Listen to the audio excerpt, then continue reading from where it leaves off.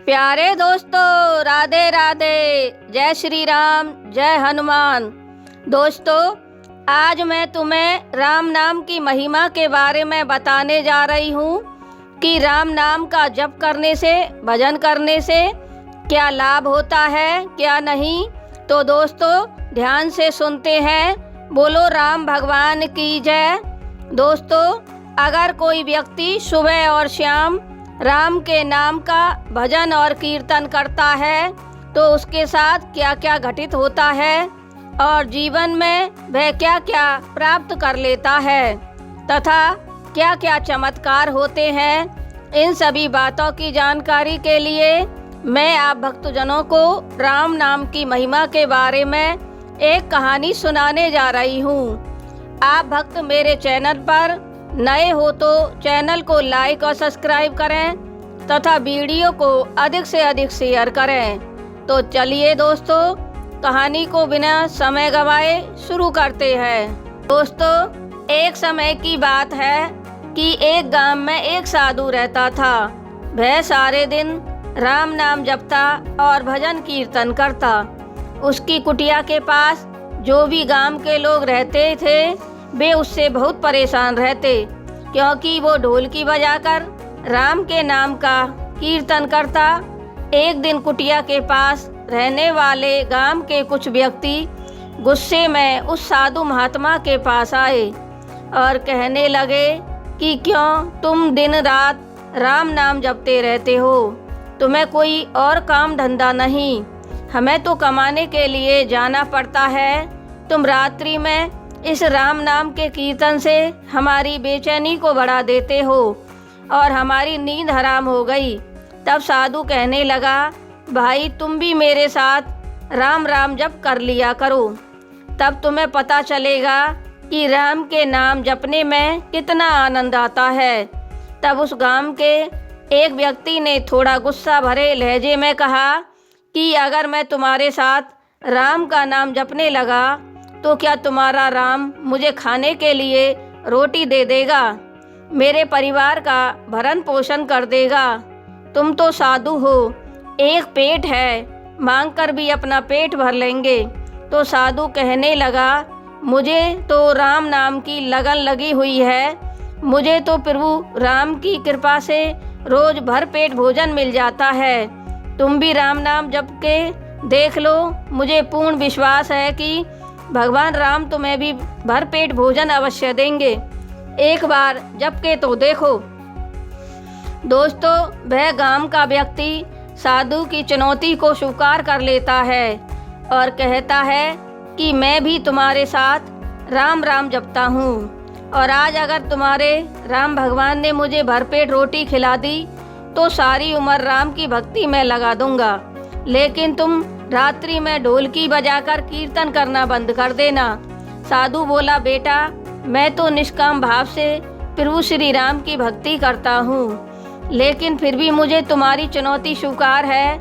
इस प्रकार से वह व्यक्ति साधु के पास बैठकर राम के नाम का जाप करना शुरू कर देता है और मन में निश्चय करता है कि चाहे कुछ भी हो जाए मैं भोजन नहीं करूँगा, देखता हूँ कि इसका राम भगवान मुझे कैसे खाने को दे जाए, कैसे भोजन करा जाए। अब वह व्यक्ति राम राम का भजन करने के बाद सोचने लगा कि अब अगर मैं घर जाऊंगा तो घर वाले मुझे अवश्य ही भोजन कराएंगे और मुझे भोजन करना पड़ सकता है, लेकिन मुझे उस साधु को चुनौती में हराना है। इसलिए वह घर जाने के बजाय साधु की कुटिया के पास जो जंगल था उसमें रुक गया और एक पेड़ पर चढ़ गया। कहने लगा कि इस पेड़ से नीचे उतरूंगा ही नहीं तथा अपने हाथों से अन्न का एक दाना भी नहीं खाऊंगा, तब देखूंगा कि इसका राम मुझे कैसे भोजन करा जाए। इस तरह से साधु अपनी शर्त को हार जाएगा और रात्रि में ढोलक बजाना बंद कर देगा।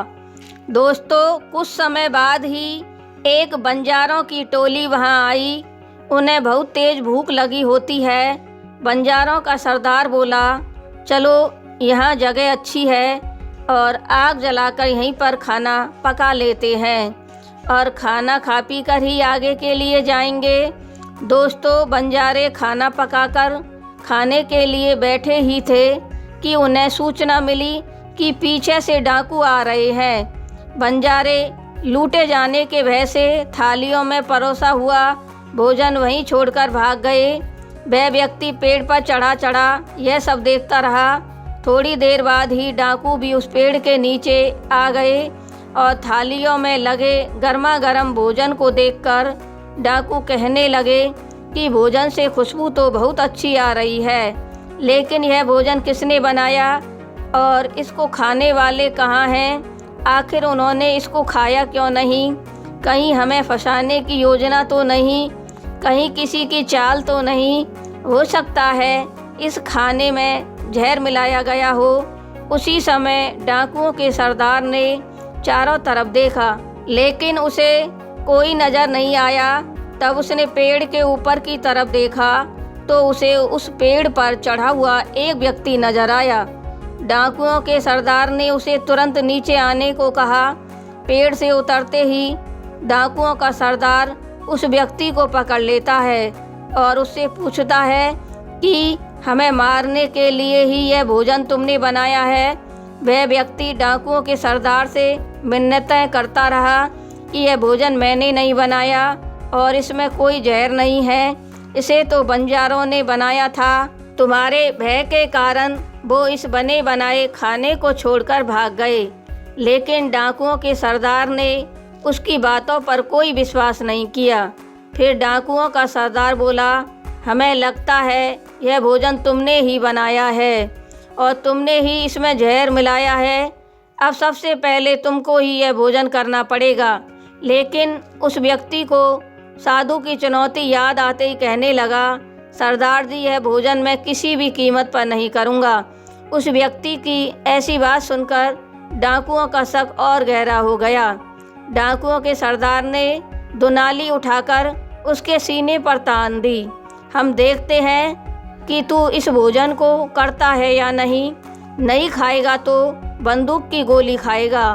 डाकुओं की ऐसी बातें सुनकर वह व्यक्ति थर थर काँपने लगा और कहने लगा, हाँ सरदार जी, मैं यह भोजन करता हूँ। मजबूरी और भय से वह व्यक्ति भोजन करने लगा और साथ में साधु की चुनौती याद आते ही आंखों से आंसू बह रहे थे।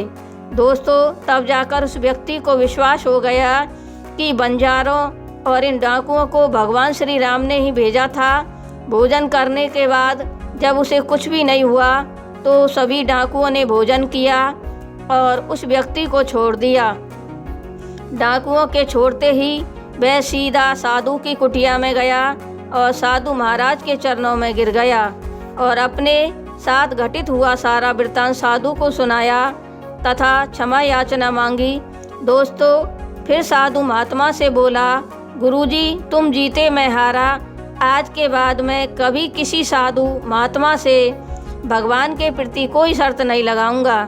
इसके बाद उस व्यक्ति को साधु से भी ज़्यादा राम नाम जपने की लगन लग गई और अपना सारा जीवन राम भगवान के चरणों में समर्पित कर दिया और श्री राम जी का भक्त बन गया। दोस्तों, मेरी यह कहानी आपको कैसी लगी? पसंद आई हो तो चैनल को लाइक और सब्सक्राइब करें तथा वीडियो को अधिक से अधिक शेयर करें। बोलो जय श्री राम, जय हनुमान, जय सीताराम। राधे राधे।